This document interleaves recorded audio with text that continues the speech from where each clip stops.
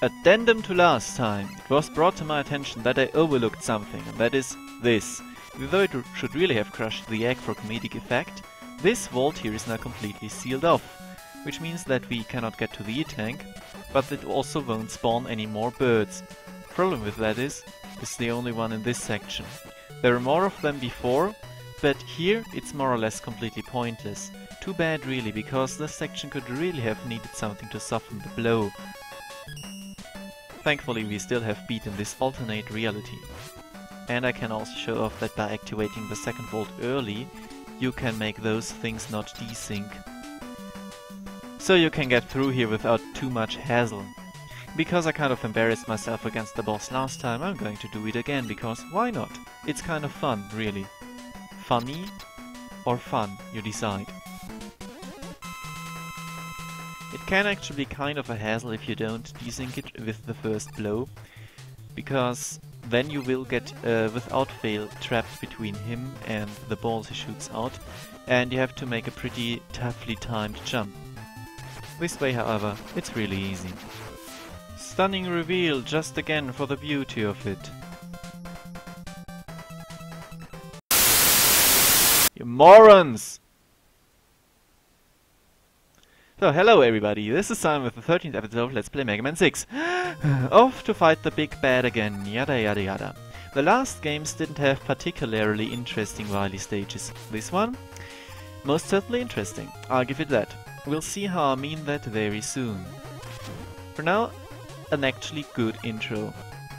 This uses enemies in conjunction.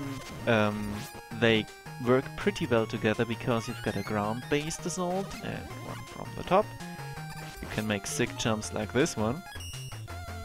And keeps you on your toes and is a good combination, coupled with the terrain. I like it. But now, hell begins. First of all, the palette is again atrocious and reminds me uncomfortably of Nightman's stage. But also surprise spikes. This level here is basically all about surprise spikes, which we're going to see very soon. Oh yes. And coupled with those wind things, it's really not fun in my opinion. I skip a lot of it here at the start and whoa, this platform wasn't visible from the start. And oh, there is something on the right. Hopefully you know about that beforehand. And yeah, I'm still having too much momentum. Yeah, and more of those platforms, and those guys are seriously annoying. There is spikes everywhere and I can't control the chat well, and I don't like this stage, I'm sorry. It's just, I should really have fired more here. This guy's a nice trap by the way, but here, it's really testing your abilities with the jet. Also with the alternate path I showed up there, because you have to more or less start boosting the screen before to make it and come back here. I spared you that because it's really not easy to convey with pictures. Yeah. So what's behind here? First of all, this left ladder, don't go down it. Here is where the prize is at and well,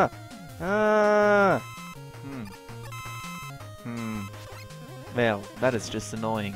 Also, hold right here. Oh hey, I'm going to take those. You notice that the spikes at the left are pretty much completely pointless?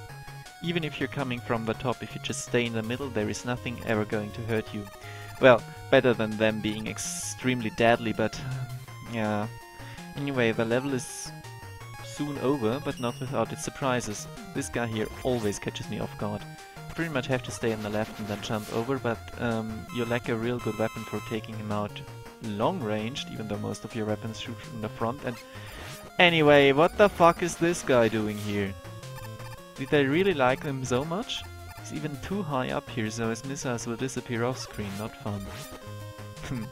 I do like, however, that we managed to surprise every one of those cannon dudes. Yeah, that was the level. Really not long. And off to the boss. That was actually a pretty good boss, with one cave head that is hitboxes. It was also pretty cool looking. So the thing is, you have to shoot his eyes, but it's relatively hard to hit. I mean, I missed 2 shots in a row, which really should have hit in my opinion. And the fireballs, they can also be kind of a hassle. Cannot get crushed in the ceiling, by the way. But still, he's pretty good at leading you with them. Fortunately, the fight is quickly over if you use the weakness, and it's not like Yamato Spear has many other uses, besides just firing forward and doing a little bit of damage, I guess. So anyway, off to the next stage, next time. It's going to be a very cold surprise. Very cold. This was Simon with Let's Play Mega Man 6, and thank you very much for your attention.